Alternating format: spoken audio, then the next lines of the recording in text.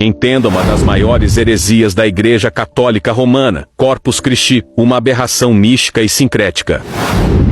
Paradoxalmente, nós vivemos em um país laico há mais de 100 anos, mas com um feriado católico, um feriado religioso.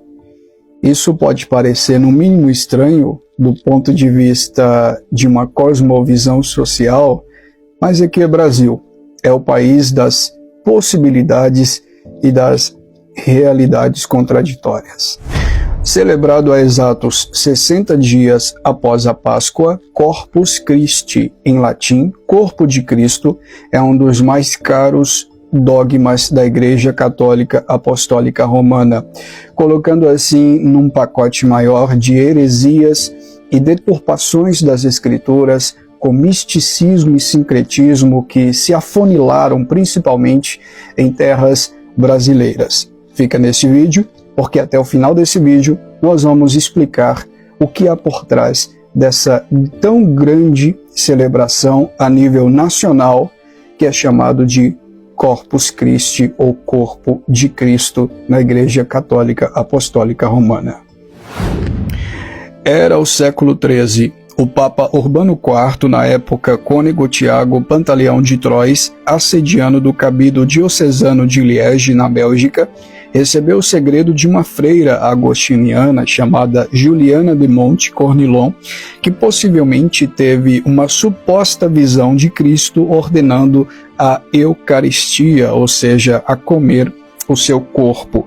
Essa suposta visão, feita ou vista pela Joana de Monte Cornilon, já demonstra a fragilidade teológica dessa atual doutrina, ou por que não dizer heresia, da Igreja Católica Apostólica Romana. Por volta do ano 1264, em uma cidade próxima a Orvieto, onde o já então Papa tinha sua corte, chamada Bolsena, ocorreu um suposto milagre chamado Milagre de Bolsena, em que um sacerdote, celebrante da Santa Missa, no momento de partir a Sagrada Hóstia, teria visto sair dela sangue que empapou o corporal, pano que se apoia ao cálice e a patena durante a missa.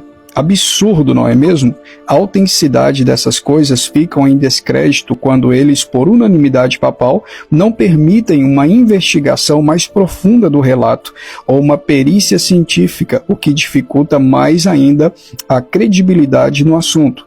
Isso vale para as supostas beatificações dos chamados corpos incorruptos cobertos de cera, acobertados pelo papado. O Papa determinou que os objetos milagrosos fossem trazidos para Orvieto em grande procissão em 19 de junho de 1264, sendo recebidos solenemente por sua santidade e levados para a Catedral de Santa Prisca. Esta foi a primeira procissão do corporal de Cristo da Eucaristia que se tem notícia. É incrível como a doutrina católica apostólica romana é repleta de heresias místicas e sincréticas, e as pessoas não param para observar ou pelo menos investigar nessa questão.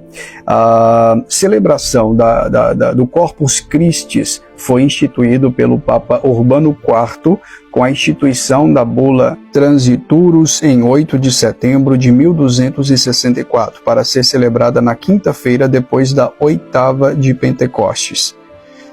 Assim, o Corpus Christi reforça a ideia de que na Eucaristia Cristo é literalmente sacrificado toda vez que o sacerdote consagra a hóstia e o vinho. Absurdo isso! Na verdade, trata-se de uma grave heresia, já que a carta de Hebreus, capítulo 9, versículo 25 a 28, afirma que o sacrifício da cruz foi único e exclusivo, não podendo se repetir, pois a obra salvífica de Cristo Salvador pelo seu povo, pela Igreja, foi consumada definitivamente na cruz. João capítulo 19, versículo 30. É válido ressaltar que a ceia do Senhor, ela é uma representação simbólica do sacrifício de Cristo. Cristo está sim presente na ceia, porém de forma simbólica, espiritual, e não de forma física, como assim afirmava os reformadores, como por exemplo João Calvino. Nós cremos na consubstanciação e não na transubstanciação. Cristo está presente não fisicamente, mas espiritualmente na ceia do Senhor. É irracional, é ilógico acreditar que um pedacinho de pão é o corpo de Cristo. É um pão, é ilógico isso. Tem que ser muito infantil para crer numa coisa dessa. Portanto, queridos, Corpus Christi, além de heresia, é baseada em uma factoide, em uma fake news. É uma heresia que precisa ser abandonada. Não caia nessa enrascada. Cristo já morreu, já ressuscitou e voltará para buscar a sua igreja. Não estamos crucificando novamente o Filho de Deus no momento da Eucaristia. Que fique esclarecido isso para você.